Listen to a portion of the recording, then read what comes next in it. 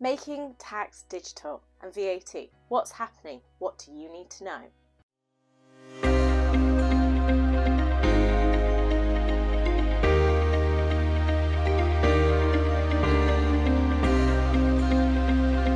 Hi, I'm Kimberly Shapcotts, qualified chartered accountant, property investor and entrepreneur. Let's sit down and have a chat. Making tax digital and VAT. Now, a lot of the time for a property company, it's probably relatively irrelevant VAT. However, there are some that are affected. So if you're in serviced accommodation, if you're doing property sourcing, then you may be VAT registered.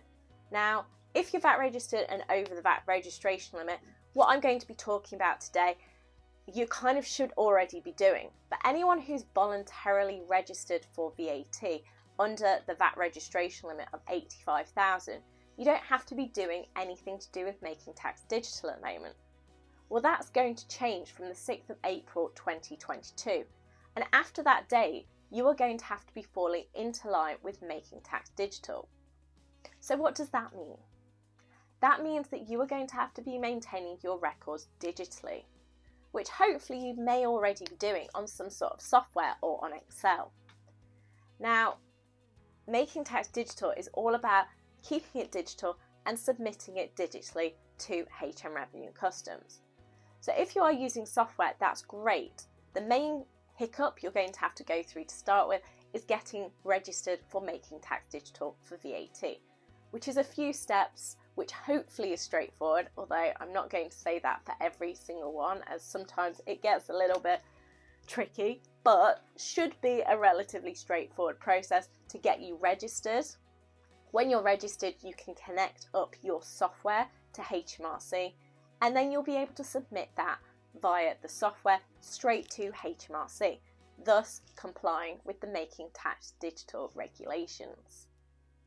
If you're using a spreadsheet, this is not the end of the world, and you can keep using a spreadsheet.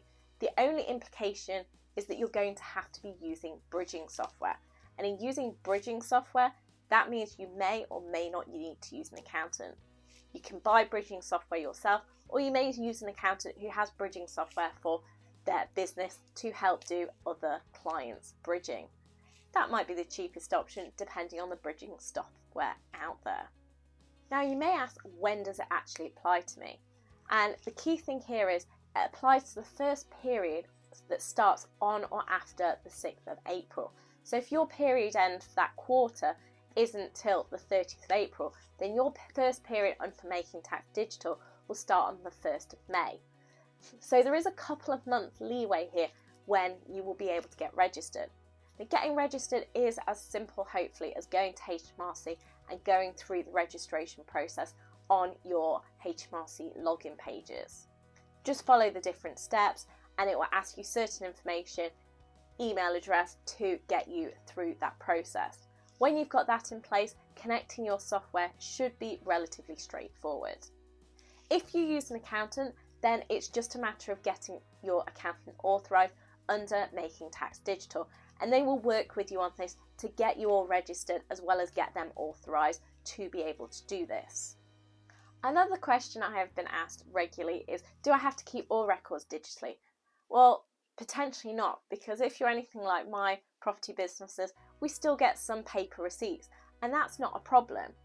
You can either just enter those onto your software, or these days there's so many different technologies to take photos, so you can actually keep track of those receipts if they disappear or if the ink fades, which there are a few shops that the ink fades very quickly, and then you've got a permanent record within the bookkeeping for you.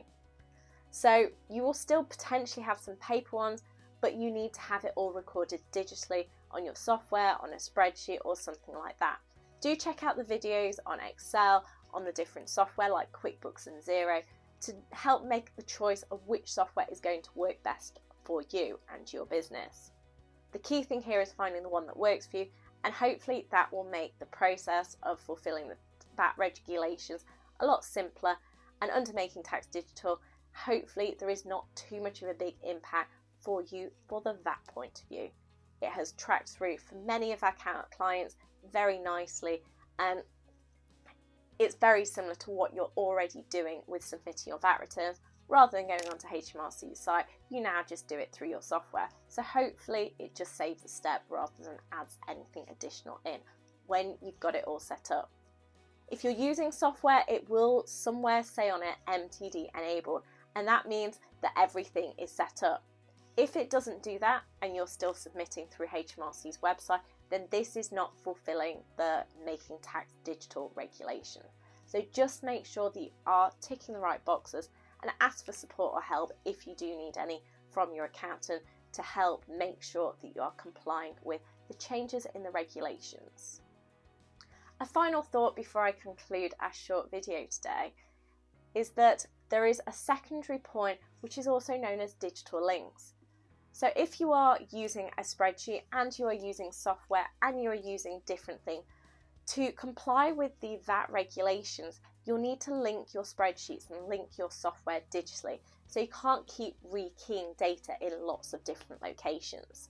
This means if you're using a spreadsheet and moving that data onto software, then theoretically you need to be importing that journal. So you need to have sorted your data on your spreadsheet into a format that will then be able to be uploaded and imported into your software, and then that will connect the data digitally. So you're not just sitting there and rekeying all the data.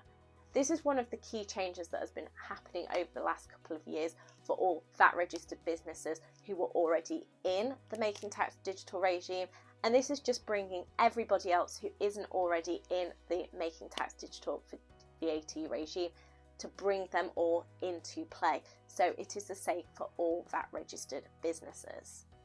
If you want any more information on the digital link side of things, please do leave a comment in the box below, and we can always do a separate video to cover this topic. Hopefully today you've discovered what you need to be doing if you're VAT registered but under the VAT threshold, especially to do with Making Tax Digital and how to be compliant with the changes that are coming. If you have any questions, please do leave a comment. Please like this video and subscribe to the channel. Let's make tax less taxing.